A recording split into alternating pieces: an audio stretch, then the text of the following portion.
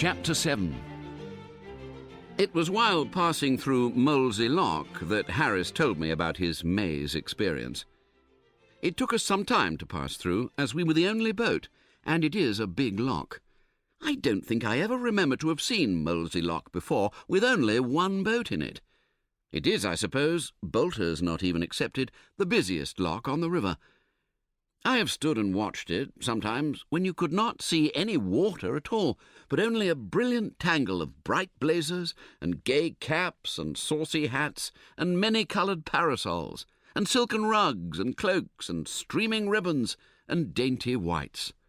When looking down into the lock from the quay, you might fancy it was a huge box into which flowers of every hue and shade had been thrown pell-mell, and lay piled up in a rainbow heap that covered every corner.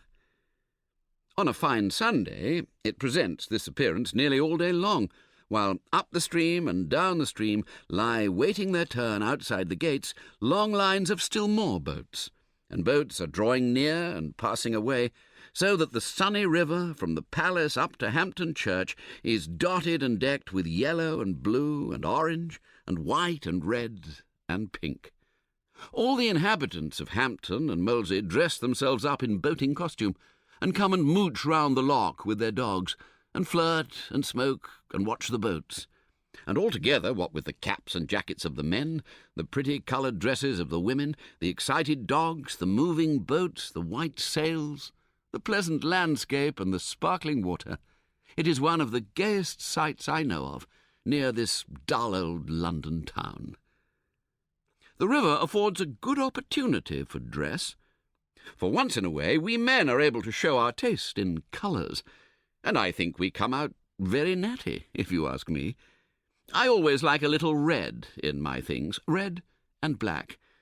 You know my hair is a sort of golden brown, rather a pretty shade, I've been told, and a dark red matches it beautifully.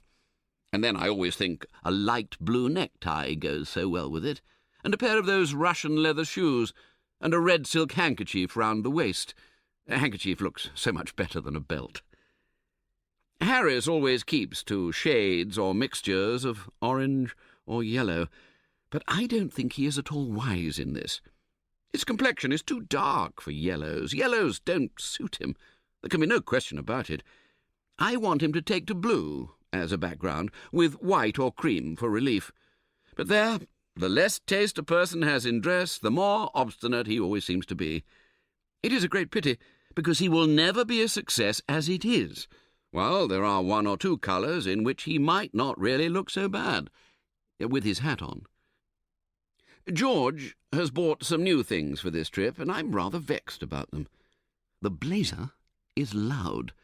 I should not like George to know that I thought so, but there really is no other word for it. He brought it home and showed it to us on Thursday evening.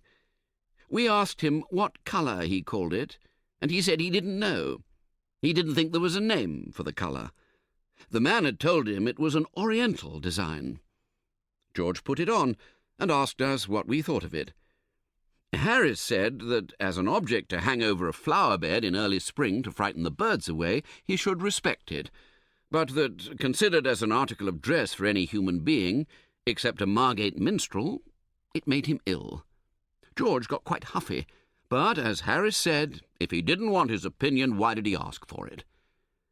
What troubles Harris and myself with regard to it is that we are afraid it will attract attention to the boat. Girls, also, don't look half bad in a boat if prettily dressed. Nothing is more fetching, to my thinking, than a tasteful boating costume. But a boating costume, it would be as well if all ladies would understand, ought to be a costume that can be worn in a boat, and not merely under a glass case. It utterly spoils an excursion if you have folk in the boat who are thinking all the time a good deal more of their dress than of the trip. It was my misfortune once to go for a water picnic with two ladies of this kind. We did have a lively time. They were both beautifully got up, all lace and silky stuff, and flowers and ribbons and dainty shoes and light gloves. But they were dressed for a photographic studio, not for a river picnic. They were the boating costumes of a French fashion plate. It was ridiculous fooling about in them anywhere near real earth, air, and water. The first thing was that they thought the boat was not clean. We dusted all the seats for them and then assured them that it was. But they didn't believe us. One of them rubbed the cushion with the forefinger of her glove and showed the result to the other, and they both sighed and sat down with the air of early Christian martyrs trying to make themselves comfortable up against the stake. You were liable to occasionally splash a little when sculling, and it appeared that a drop of water ruined those costumes. The mark never came out, and a stain was left on the dress forever. I was stroke. I did my best. I feathered some 2 feet high, and I paused at the end of each stroke to let the blades drip before returning them, and I picked out a smooth bit of water to drop them into again each time. Bow said, after a while, that he did not feel himself a sufficiently accomplished oarsman to pull with me, but that he would sit still, if I would allow him, and study my stroke. He said it interested him. But notwithstanding all this, and try as I would, I could not help an occasional flicker of water from going over those dresses. The girls did not complain, but they huddled up close together and set their lips firm, and every time a drop touched them, they visibly shrank and shuddered. It was a noble sight to see them suffering thus in silence, but it unnerved me altogether. I am too sensitive. I got wild and fitful in my rowing, and splashed more and more the harder I tried not to. I gave it up at last. I said I'd row bow. Bow thought the arrangement would be better too, and we changed places. The ladies gave an involuntary sigh of relief when they saw me go, and quite brightened up for a moment. Poor girls, they'd have better have put up with me. The man they'd got now was a jolly, light-hearted, thick-headed sort of chap, with about as much sensitiveness in him as there might be in a Newfoundland puppy. You might look daggers at him for an hour, and he would not notice it, and it would not trouble him if he did. He set a good, rollicking, dashing stroke that sent the spray playing all over the boat like a fountain, and made the whole crowd sit up straight in no time.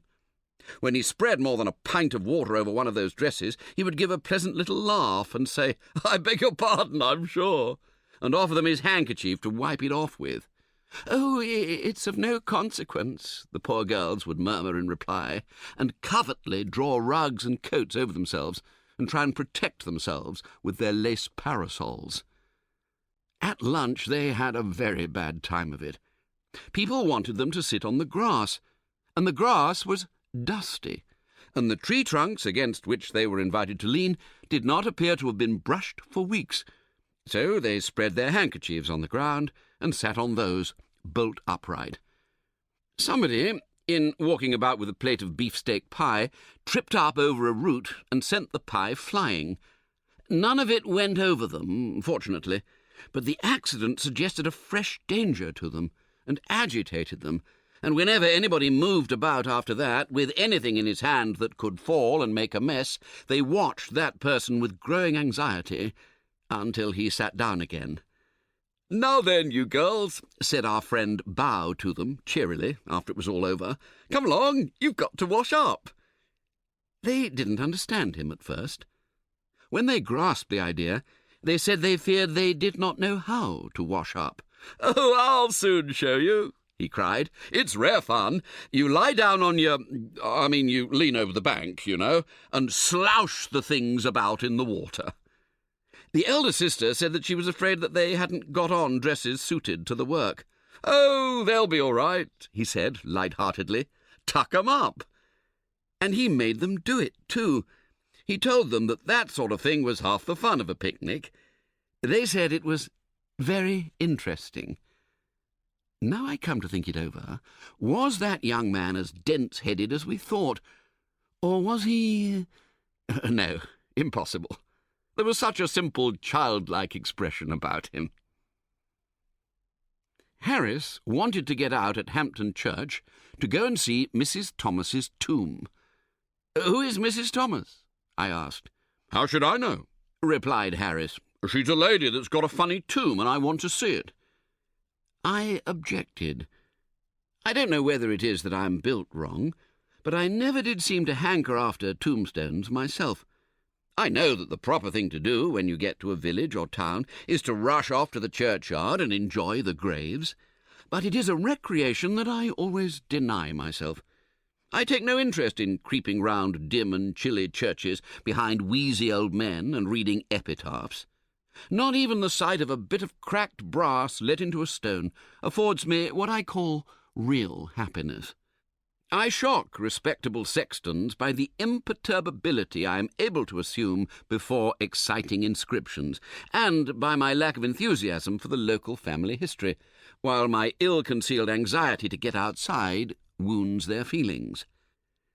One golden morning of a sunny day, I leant against the low stone wall that guarded a little village church, and I smoked and drank in deep, calm gladness from the sweet, restful scene, the grey old church with its clustering ivy and its quaint carved wooden porch, the white lane winding down the hill between tall rows of elms, the thatched roof cottages peeping above their trim-kept hedges, the silver river in the hollow, the wooded hills beyond. It was a lovely landscape. It was idyllic, poetical, and it inspired me. I felt good and noble. I felt I didn't want to be sinful and wicked any more. I would come and live here and never do any more wrong and lead a blameless, beautiful life and have silver hair when I got old and all that sort of thing.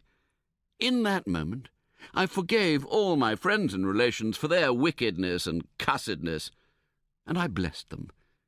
They did not know that I blessed them. They went their abandoned way, all unconscious of what I, far away in that peaceful village, was doing for them. But I did it, and I wished that I could let them know that I had done it, because I wanted to make them happy. I was going on thinking away all these grand, tender thoughts, when my reverie was broken in upon by a shrill, piping voice crying out, "All right, sir, I'm a-comin', it's all right, sir, don't you be in a hurry." I looked up and saw an old bald-headed man hobbling across the churchyard towards me, carrying a huge bunch of keys in his hand that shook and jingled at every step. I motioned him away with silent dignity, but he still advanced, screeching out the while, "I'm a-comin', sir, I'm a-comin', I'm a little lame, I ain't as spry as I used to be. This way, sir." "Go away, you miserable old man," I said. "I've come as soon as I could, sir," he replied. "My missus never see you till just this minute. You follow me, sir." "Go away," I repeated. "Leave me before I get over the wall and slay you." He seemed surprised. "Don't you want to see the tombs?" he said. "No," I answered, "I don't. I want to stop here, leaning up against this gritty old wall. Go away and don't disturb me. I am chock full of beautiful and noble thoughts, and I want to stop like it, because it feels nice and good. Don't you come fooling about making me mad, chivying away all my better feelings with this silly tombstone nonsense of yours. Go away and get somebody to bury you cheap, and I'll pay half the expense." He was bewildered for a moment. He rubbed his eyes and looked hard at me. I seemed human enough on the outside. He couldn't make it out. He said, "You's a stranger in these parts? You don't live here?" "No," I said, "I don't. You wouldn't if I did." "Well, then," he said, "you want to see the tombs, graves, folks been buried, you know, coffins?" "You are an untruther," I replied, getting roused. "I do not want to see tombs, not your tombs. Why should I? We have graves of our own, our family has.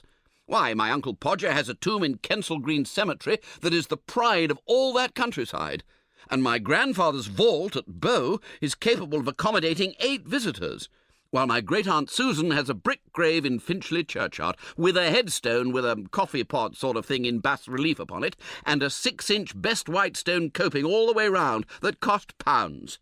When I want graves, it is to those places that I go and revel. I do not want other folks. When you yourself are buried, I will come and see yours. That is all I can do for you." He burst into tears. He said that one of the tombs had a bit of stone upon the top of it that had been said by some to be probably part of the remains of the figure of a man, and that another had some words carved upon it that nobody had ever been able to decipher. I still remained obdurate, and in broken-hearted tones he said, "Well, won't you come and see the memorial window?" I would not even see that, so he fired his last shot. He drew near and whispered hoarsely, "I've got a couple of skulls down in the crypt," he said. "Come and see those. Oh, do come and see the skulls. You are a young man out for a holiday and you want to enjoy yourself. Come and see the skulls." Then I turned and fled, and as I sped I heard him calling to me, "Oh, come and see the skulls. Come back and see the skulls." Harris, however, revels in tombs and graves and epitaphs and monumental inscriptions, and the thought of not seeing Mrs. Thomas's grave made him crazy. He said he had looked forward to seeing Mrs. Thomas's grave from the first moment that the trip was proposed. Said he wouldn't have joined if it hadn't been for the idea of seeing Mrs. Thomas's tomb. I reminded him of George, and how we had to get the boat up to Shepperton by 5 o'clock to meet him. And then he went for George. Why was George to fool about all day and leave us to lug this lumbering old top-heavy barge up and down the river by ourselves to meet him? Why couldn't George come and do some work? Why couldn't he have got the day off and come down with us? Bank be blowed. What good was he at the bank? I never see him do any work there, continued Harris. Whenever I go in, he sits behind a bit of glass all day trying to look as if he was doing something. What's the good of a man behind a bit of glass? I have to work for my living. Why can't he work? What use is he there, and what's the good of their banks? They take your money, and then when you draw a cheque, they send it back smeared all over with "no effects, refer to drawer." What's the good of that? That's the sort of trick they served me twice last week. I'm not going to stand it much longer. I shall withdraw my account. If he was here, we could go and see that tomb. I don't believe he's at the bank at all. He's larking about somewhere, that's what he's doing, leaving us to do all the work. I'm going to get out and have a drink. I pointed out to him that we were miles away from a pub, and then he went on about the river, and what was the good of the river? And was everyone who came on the river to die of thirst? It is always best to let Harris have his head when he gets like this. Then he pumps himself out and is quiet afterwards. I reminded him that there was concentrated lemonade in the hamper and a gallon jar of water in the nose of the boat, and that the two only wanted mixing to make a cool and refreshing beverage. Then he flew off about lemonade and such like Sunday school slops, as he termed them, ginger beer, raspberry syrup, etc., etc. He said they all produced dyspepsia and ruined body and soul alike, and were the cause of half the crime in England. He said he must drink something, however, and climbed upon the seat and leant over to get the bottle. It was right at the bottom of the hamper, and seemed difficult to find, and he had to lean over further and further, and in trying to steer at the same time, from a topsy-turvy point of view, he pulled the wrong line, and sent the boat into the bank, and the shock upset him, and he dived down right into the hamper, and stood there on his head, holding on to the sides of the boat like grim death, his legs sticking up into the air. He dared not move for fear of going over, and had to stay there till I could get hold of his legs and haul him back. And that made him madder than ever.